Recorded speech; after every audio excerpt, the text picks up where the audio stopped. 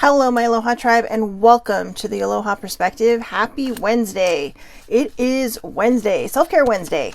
Ooh, I guess that one wanted to come out again. It came out yesterday. Let's just pull some guidance cards. Today is Self-Care Wednesday. I'm going to go through the Stress Reduction Essentials deck as well as the Self-Care Oracle deck. I know I should actually be pulling those, not these, but for some reason I grabbed these. So let's just see what a little bit it has to say here, and then we'll jump right into the other ones. So I've been doing a lot of self-care the last couple of days. I've kind of needed it really, really bad. But wow, I know it's been an incredible journey, and part of that journey that I've had to make has involved quite a bit of self-care. And self-care is more than just pampering and getting mani-pedis, massages, all those wonderful things that girls and men and whoever like to do. Everybody, I should just say everybody likes to do. Sorry. But there's more to self-care than just taking care of your physical body. There's also emotional self-care. It's your soul, taking care of your soul, taking care of your inner being. Good morning, older sibling. And I think a lot of times we do forget to do that. And so this is why a lot of times when I do Self-Care Wednesday, I'm primarily focusing on more of the internal aspect of self-care. That's also why I do the stress reduction or essentials, because it does kind of give a little more guidance to the outwardly self-care. But like I said, I wanted to pull a couple of cards. I'm going to pull 5 total from this one. That's what I'm hearing in my head. So the first one we had yesterday, take a deep breath or 3 and then straighten your crown. Take a deep breath or 3 and then straighten your crown.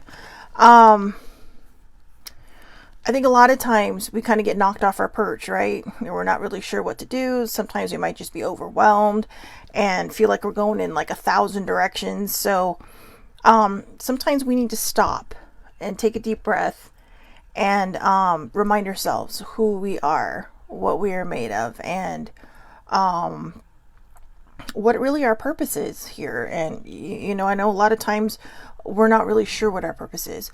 When you dig deep into your self-care, it is possible that it will arise and show you, because you're freeing yourself of a lot of stuff that you don't need to be carrying around. Okay, so when you feel overwhelmed, or you feel that anxiety popping up, or you feel whatever it is that you feel coming up, take a deep breath or 3 and then straighten your crown. Okay, and then keep going forward.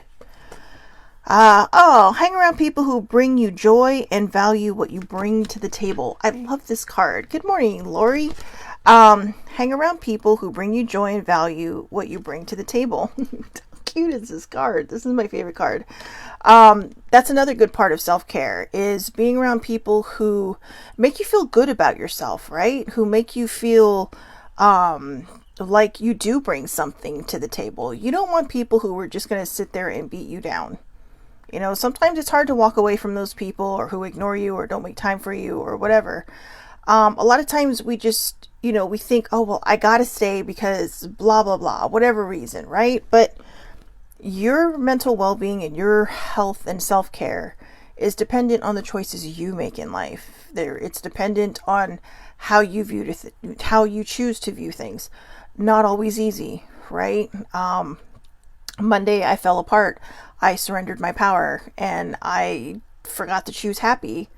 But in the long run, I think I needed it, because it has led up to a very major self-discovery of myself today.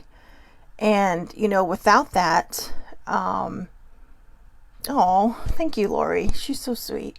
But without that, I think we start to undermine our value. Don't ever undermine your value.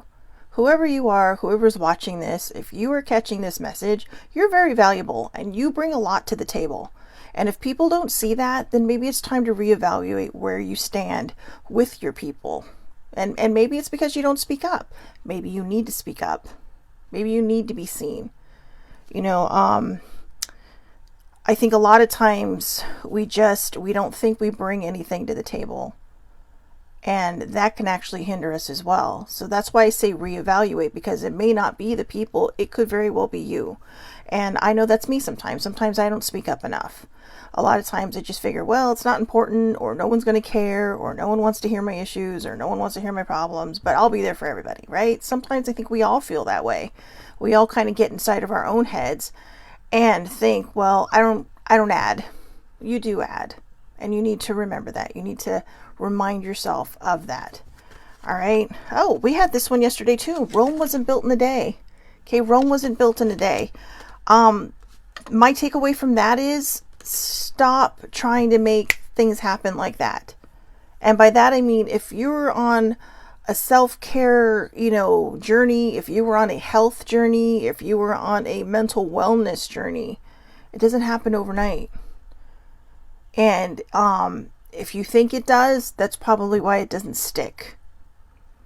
Monday I had, it's like I said, Monday I fell apart in the most superior and fantastic ways possible. And I realized that the only person that could get me through this was me. Older sibling tried. Bless her heart. I really appreciated that. And I wanted to reach out to other people, but something kept stopping me from doing that. And what I realized stopped me from reaching out to other people was I needed to learn how to lean on myself. I spent so many years in my journey and my healing leaning on so many other people that I don't think I ever learned how to truly lean on myself. And that's exactly what I needed to do. Good morning, Shannon. I needed to learn how to lean on myself. And part of that problem with learning how to lean on myself was that I was just expecting that quick fix, right? Well, Rome's not built in one day. We had this one yesterday too. Netflix and chill, or whatever you do to relax. Do it because the card says so. Yeah, absolutely. Aloha. Do it. Sometimes we need that break. If you are running around and you feel like, oh my God, I don't have time, make the time. Make the time to practice self-care. Self-care is about chilling and relaxing. It's about getting out of your head for a bit. It's about getting out of your mind and getting out of your own way and discovering the paths that you need to discover for yourself and what's best for your mental wellness and your, self-care awareness. Okay. And we got this one too. Geez, seriously, there's like almost all the cards from yesterday. So just chill. Don't be hasty and don't rush to judgment. A lot of times we might feel like, we're not being seen, we're not being heard, we're not being all these different things. Before you rush to judgment and try to imagine all the worst case scenarios, stop. Just stop, please. Okay? Because you're not helping yourself. All right. I am a class A overthinker, and I am learning how to get past that, and very slowly. Sometimes, it might feel like we're on ignore. People are busy. You might be busy, we come up sometimes, I think, with worst case scenarios in our mind because it's the only way to justify it, right? Older sibling was having some issues, and until we can get to the bottom of, it was external issues. Before we can get to the bottom of that, we just have to assume that we were being told the truth, that what we were being told was honest. But it was, well, I'm just going to say it because I don't want you guys to think there's an issue, but she was having some problems with her doctor's office, and I'm going to tell you now, I'm not very pleased with them either. They dropped the ball on something that was very, very important to her. And, you all know how I feel about my older sibling. I love her to bits. She's my soul sister. And when she hurts, I get mad. Other people will say, when she hurts, I hurt. No, I get pissed. I don't like when people hurt my people. I don't. So, hopefully we'll be able to get to the bottom of that today. So, all right, cards, come on. Let's give us some self-care stuff before we hit the Stress Reduction Essentials deck. Now, all right, we'll take those three and run. Alrighty. Music. I love music. every so often, because I sing with earphones on, I can never tell how loud I'm singing. And this goes all the way back to my teens. You know, I had my Walkman. I know my Walkman. I'm dating myself now. I would have my Walkman, and every so often my parents would come knocking on my door. And of course, I can't hear them, so they just walk in, and I'm singing this like a deer in headlights, right? And they're just being like, we just want to tell you, you sound so great. And it's like, whoa, I didn't know you could hear me. I mean, literally, my room was down the hallway, like a U-turn almost from the living room. And older sibling's bed is up against the opposite wall from when you walk in, and she can hear me sometimes, and I'll get a text saying, I love when you sing that song. But I know when I'm singing, I'm feeling better, and that's what's important to me. And I know that when I'm singing something enough for someone to notice without trying to be noticed, that I'm feeling better, that my vibe is picking up, that I am trying to choose happy, to feel better. So music can be a very, very magical thing. Music is sometimes how we express the feelings we do not know how to articulate. Okay, so if you're feeling down or you're feeling blue, you know what? Forget the Netflix and chill. Chill with some music. You know, just sit in a room with, you know, whatever you love to listen to, just playing around you, and close your eyes and just sink into that, you know, bliss, into that cloud shaped like a music note, right? That you're just floating. You're just floating. Allow yourself that freedom. Allow yourself that, you know, ability to immerse into this music that you love so much, you know, and just allow yourself to be free. Yes, Shannon's right. Music is its own kind of therapy. It really is. It truly, truly is.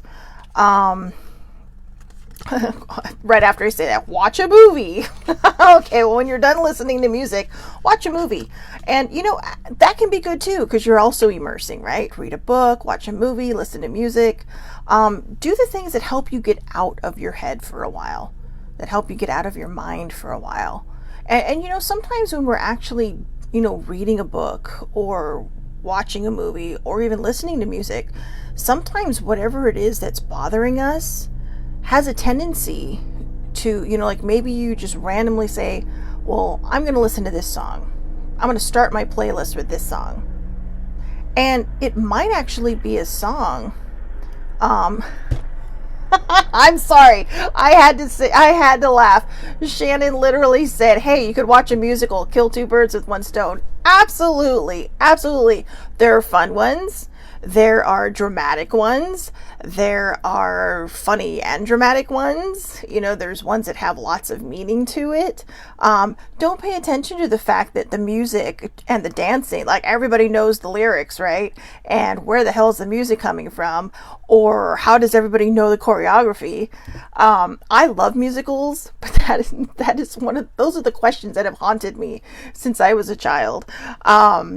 Seriously, I mean, they do. I mean, I don't know, but good morning, Auntie. But it is kind of funny. One of my favorite musicals is Singing in the Rain. You know, I've loved that for years and years. I love Gene Kelly, and I just always start giggling, right, when they just start singing. It's like, where's the music coming from? You know, and then I was watching a TV show, and they're all, this makes no sense. Where's the music coming from? How does everybody know the same words? And I felt like, oh my God, these are the same questions, so I know I'm not alone. But and yet we still love them, right? Because they're fun, they're whimsical. Because after you ask those questions, you don't care anymore, because it's fun. It's joyful. It's touching your heart. Okay? So if you're blue, don't watch Les Mis. Okay? Unless you want to feel better about yourself. But it's kind of blue too. So steer clear. Stick with the fun stuff. Okay? Stick with the fun stuff. Like Singing in the Rain or all those other things, you know? But and it's funny because I just saw my dad pop on. We used to say the same thing. I wish I had a band following me around playing music, you know, like the soundtrack to my life. So, and the third self-care card, intuition. if you don't know what to do, or you don't know what to read, or you don't know what to watch or listen to your intuition. Your intuition, your spidey instincts, your Peter Tingles, whatever you want to call it, it will guide you. You know, I cannot believe I cannot believe how sometimes I will just randomly put on a TV show or randomly hit shuffle on my phone for my music, or just put on a movie that just, like, I'll be like, okay, what should I watch? The first thing that comes to my head, or even books I've read, and there are messages in there. You know, maybe you've had a question, how do I move forward in this particular situation? And then all of a sudden you're watching something and they're talking about the same thing. You know, I was sitting there the other day thinking, God, it's like, why do I constantly have this need for validation outside of myself, when it should just be me that worries about, you know, who I am? You know, my opinion is the biggest opinion of myself. And I kid you not, I decided, okay, you know what, I just need a break. I need to go eat lunch. And I had, the TV was on, and a TV show came up. And the woman looks at her and says, why do you have a constant need for validation? To the other character. And I'm like, oh, okay, I came down at the right time. So I listened to my intuition, and I got very good advice from, believe it or not, a TV show. So see, it's not always just, you know, things we're watching. It can sometimes have meaning. You know, if you believe in spirit guides, if you believe in a higher power or something like that, or if you don't, it could just be your intuition telling you, hey, you know what? I'm feeling this. It's in the air. Maybe I need to pay attention. And when you sit down and you pay attention, there it is, your answer. So it's not always as hard as we make it. And you heard that correctly. We're the ones that make it hard. We're the ones that choose not to see the signs. We're the ones that choose not to follow the instincts, you know, or to follow our spidey instincts. We're the ones who choose to turn our backs on the answer. And sometimes it may just be because we're not ready for it yet. You know, sometimes it could just be very well that we're not ready for it yet. It's not meant for us yet. And, you know, it will come. It will come when it's ready to be a part of your life and to show its head and to show its face. It will be there. You just have to open your eyes and see it. And don't be afraid to hold on to it, you know, for a second or two. Don't be afraid to look at it and let it touch you the way it's meant to touch you. Because that's important. That is truly, truly important. I think we forget that sometimes, you know. So let's see. What do we have here for la la la la la? Oh, there's a good one. Recognizing emotions. Okay, here's a couple. All right, let's see what we got here. Oh, I like this one. I think we might have had this one last week. Support of family. Support of family. My Auntie Charmaine mentioned a musical, Havana Heights. I don't think I've ever heard of that. But, or do you mean In the Heights? Do you mean In the Heights? Because In the Heights was a good one. So was West Side Story, although that was kind of tragic. But, okay, so Auntie says, Joyce Myers helps me because she and her, had issues. She now says she has dealt with, you know what? And that's true. Sometimes books, even self-help books, can be very helpful, you know. But when I'm talking about books, I don't just mean self-help books. I mean, I have read books that were just fiction, but the characters resonated so deeply with me that it was like, whoa. And they started making me think and think and think.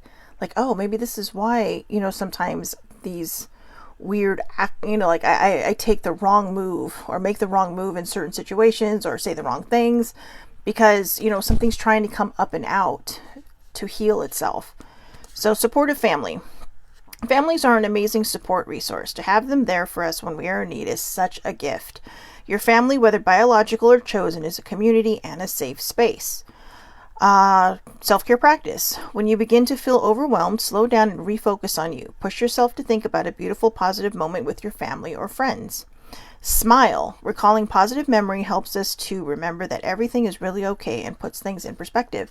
Yeah, you know, I think it's kind of fun that I have a lot of family on this morning, chosen and biological, because it has been with their support that I've been able to get through a lot of this, whether they realize it or not. Just having someone to lean on, to talk to just laugh with and be stupid with and giggle with, that can be the game changer in everything. That can be the difference in everything. In fact, the next card is community of friends, right? Social support is crucial in maintaining good mental health, positive social networks, and to enhance resilience. Your community helps you to prevent sensations of loneliness, increase happiness, improve self-confidence, and encourages you to be your best self. Whom you choose to surround yourself with has a large impact on the way you view yourself and your future. Don't isolate. Isolating's bad. Okay, I know this for a fact. That is one, people who have a dinged up mental health like I do don't necessarily isolate. A lot of them will for a little bit, but most of them will isolate, believe it or not, with people. It kind of goes with that saying, feeling alone in a crowded room.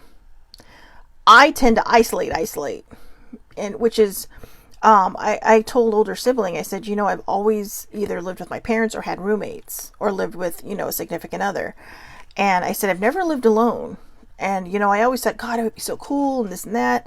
But then over the last couple of years, when I saw other people having to live alone and reaching out and wanting to just be a part of community because that's what they're used to, and having to be locked down and not be able to see anybody, I really started to reevaluate that. And I realized I would do bad on my own.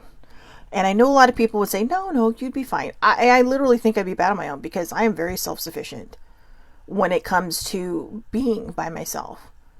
When I was in England, with the exception of the time that I spent in I'll call it the countryside with my friends, I was by myself.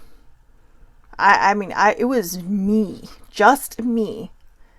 Maybe there were places that I went to where there were other people. When I went to the London Eye, I had to share a capsule with like 7 other people who were part of the experience I was in. And, but even then, it was like being alone in a crowded room. I was very shy, very quiet, but also I just didn't really care. But I like people. That's the weird part. I truly, genuinely like people. I say I hate people.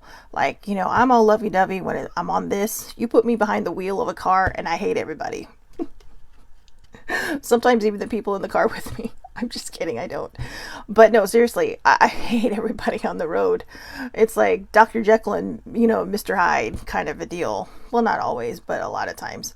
And see, even my auntie said she was afraid of living on her own too, because, and it really is. She said she was afraid of losing her mind if she lived on her own. And I think that's a big part of it. I think there's a subconscious part of me that knows that it would not be a good idea because I do tend to isolate. It was fun when I was on my own.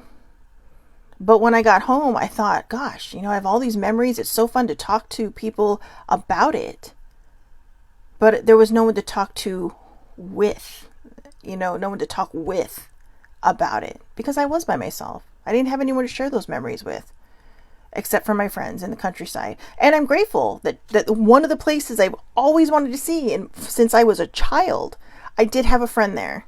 When my friend took me to see Stonehenge and then showed me Avebury, which was cool because you could touch those stones, but without having to have some special extra tour thing, like you just walk right up to and hug it if you wanted to. But that was one of my prime memories, a core memory, if you will, which I recently picked up from baby sibling and Landon's teacher. But it really was like a core memory because I did have people around to just talk about that with. And in fact, just as a side note, which is actually kind of funny, because I think a lot of people, when they don't know much about the United States, just kind of generalize us, like, oh yeah, it's the United States. My friend Rupert, who I was hanging out with, he was just chit-chatting with a couple, standing by the fence while he was waiting for me to take my pictures and do all my touristy stuff. And he's like, Shell. Well, actually he said Shell Bell. He and his wife call me Shell Bell. But he calls me over. He's like, hey, I found another American. Okay, now she's lived there so long that she had teensy bit of an English accent kind of mixed in. And it was so funny because she says hello, I say hello, and then she starts asking me, oh, so how long are you here for? How long you been here? And I looked at her and I started chuckling, and she's all, is it my accent? I said, no. I said, I love how, people just kind of generalize us as Americans. Now, Rupert and Cheryl did actually live in the United States for quite a while. Cheryl's from here, and their son was born here, but Rupert is from England, from London. And so he kind of knew. But her husband looked a little surprised when I looked at her and I said, so which part of the East Coast are you from? And she's like, New York. And I said, thought so. And she looked at me. She's all, so which part of the West Coast are you from? I'm like, Southern California. She's all, I wasn't sure, but I would have guessed California. She's all, that or maybe Arizona. And we kind of giggled about it, because what people don't realize is just like England and maybe other places, I'm not sure. But I've only noticed this in England because I actually have friends in the southern part, the middle part, and the northern part. And they all have different accents. All have different accents. New Yorkers, pretty clear on where they come from. People from Massachusetts, definitely pretty clear on where they come from. Not sure you know what I'm talking about? Listen to the Kennedys talk. Southern Californians, apparently we talk fast. I don't know. But we don't talk fast enough for New Yorkers, at least the Manhattanites, right? But her husband just seemed kind of surprised, like, how'd you guys know that? And I'm like, well, we're like 50 little countries. I said, everybody looks at the United States and thinks, oh yeah, it's the United States, blah, blah, blah. But a lot of people forget that we're 50 states. And 50 states means like 50 little countries that are all kind of different but similar in their own way, governed by one big body, right?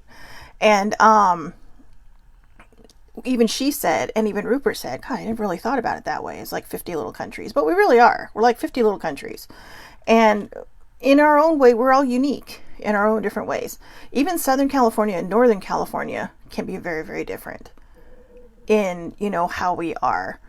And see, my auntie says that even when she lived in Maui, everybody knew she was from Honolulu, because Hawaii is like eight little countries. They're like 8 little cities. It's a state, but it's a group of islands that make up a state. And each one is individual. You have Oahu, which has basically the big city, right? And then you have all the other islands, which are like suburbs, if you will. So, going back to the support of friends or supportive family and community of friends is so very, very important when it comes to self-care. I love that my dad goes out all the time with my cousins. Like, they'll go out for happy hour. Just Sunday, and I'm so jealous of this. Just Sunday, he and my cousin, I saw pictures from her on her page, had gone to the Van Gogh experience. Super jealous. I've been wanting to go to that. They had a Monet one, which I missed. And Claude Monet is actually my all-time favorite impressionist. But I will also say this. This is a humble brag. When I was in London, the self-portrait that Van Gogh did of the one where he's, got the bandage on his head, missing his ear, I got to see the original. And I kid you not, I literally kind of got misty-eyed and may have dropped a tear or two. Because it's literally standing in front of history. They have buildings over there that are older than this country, which is weird. You touch a brick and you're like, whoa. But I love history, so that's my thing. So the next one, well, essential oils. This may not be for everybody, but I love these. But actually, if you get a massage and they're putting oils on you, it is probably some sort of essential oil.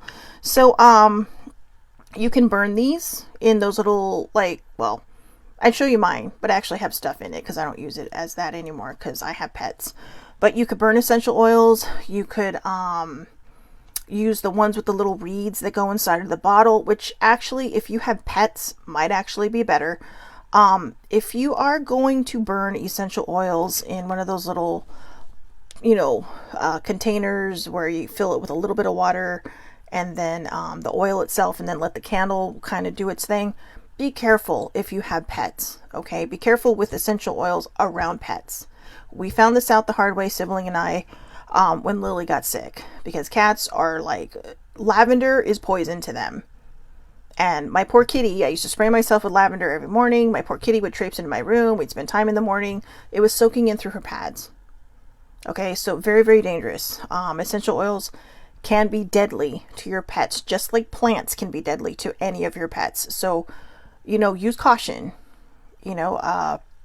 When I burn my incense, I keep my door closed. I mean, it still kind of comes under the door and you can still kind of smell it, but it's not directly affecting my little fur babies. So just be careful with those, okay? That's just a side note for you. But essential oils. Find an essential oil with an aroma you like, such as lavender. That's funny. Vanilla, sweet orange, bergamot. I don't know. Bergamot. I don't know how you say that. I immediately go French on that one. Use it to roll on. Oh, use a roll-on form, dropper form, in a diffuser. That's what I was trying to think of. Or aromatherapy jewelry. Aromatherapy jewelry. Oh, I can't grab it. If you ever see those bracelets that have those little rock-looking things on them, a lot of times they come with the chakras, the chakra colors on them. You can actually drop oils into those. They're little lava beads, and the lava beads hold the scent for you. So even though you may not be able to smell it with your first senses, your spidey senses are getting it. Okay, so journaling, my favorite. I wrote 2 pages this morning. Couldn't sleep, woke up abruptly at 4:30 and thought, hey, let's get up and journal, and discovered quite a bit, which I'm very, very excited about. So it was very eye-opening. I truly, truly feel, I've said this a million times, but for some reason, this feels like it was exactly what I was working up to. What I was working up to in healing was that inner child. There was a lot going on in there this morning, and I realized that, there is a level of fear that I live by and distrust. And I realized I had to let that go. I had to just poof that out of here, because it's not serving my needs. It's not serving me. So journaling. Journaling works best when done regularly, but even occasionally. It is a great tool for deepening awareness of oneself and self-reflection.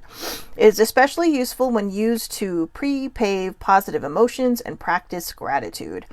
Gratitude is an amazing tool that projects positive long-term life satisfaction. I know a lot of people don't feel compelled to write. You can type this out.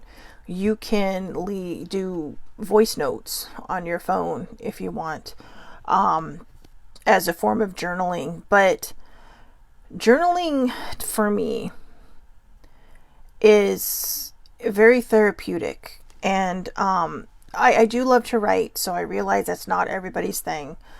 But I would advise just testing yourself, find just a regular plain old notebook that you can find at the grocery store, Walmart, Target, wherever. It doesn't have to be expensive. The 2 floof journals that I kept when I was really doing a lot of my shadow work, those 2 notebooks cost me like $3.50 altogether, $3.50 altogether. They were both like $1.69 plus tax. And I wasn't concerned about buying something fancy. What I wanted was something easy that I could turn the pages on, flip the cover back on. Journals aren't necessarily that easy to do with. I do have a plethora of journals to choose from. But, for that big project, which was part of my healing process, oh, okay, bye, Dad. Thank you for popping on. I love you. But, it was exactly what I needed for that shadow work. So journaling is a very, very good thing to do. Okay. It's personal. Nobody has to see it. You could do it as a burn book, as some people will call them. And a burn book is basically, you journal in it, and then when you're ready in a very safe space, you can burn it and just let it go. It's very therapeutic. It's very symbolic of just sending it back to the ashes, right? Letting the phoenix rise from the ashes. And the last card, dancing. Okay, I'm not going to lie. I love to dance in my room. I don't like to dance in front of people because I feel like I totally dance like a white girl. I know, probably not the appropriate thing to say, but I'm not very good. I do love to move my body though. And I don't know, when I'm by myself, I think I'm amazing. All right, I'm not gonna lie. When I'm by myself, I can do anything. Well, almost anything. But when I'm in person, I look like all limbs in every direction. So who knows? I did actually tear my knee dancing.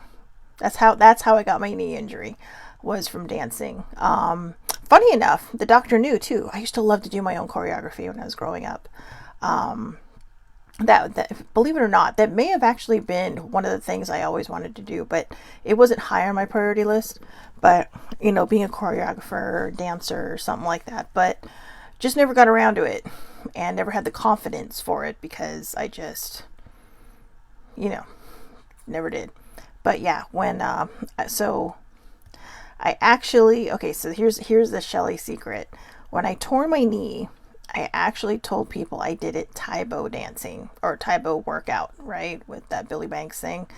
And there are people who have since passed, my mom and Sissy included, that thought that's exactly what it was. Truth is, I was listening to Santana, and I don't know what song was on, but boy, I was going to town, choreography and everything.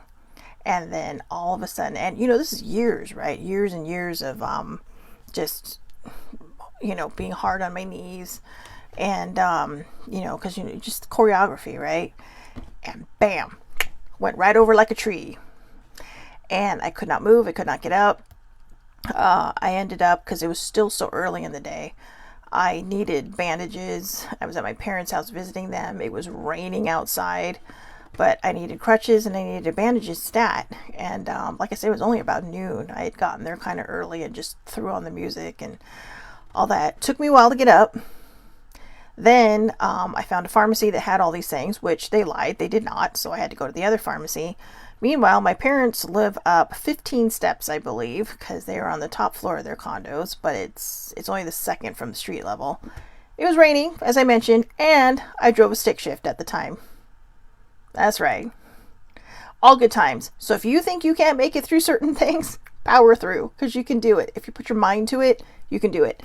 And the reason I wanted to share that is because of this. I knew I needed that self-care, because I knew I needed to get it taken care of right away before I damaged it even more.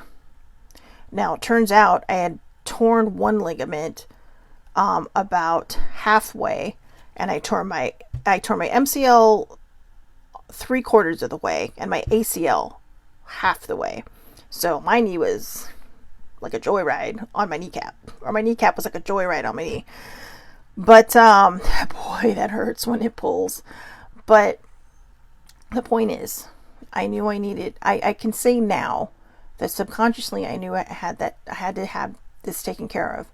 And that's a form of self-care. It's not giving up on ourselves. It's not just lying on the floor waiting for 4 or 5 hours for somebody to come down because, if you can't get up, you can't get up. That's different.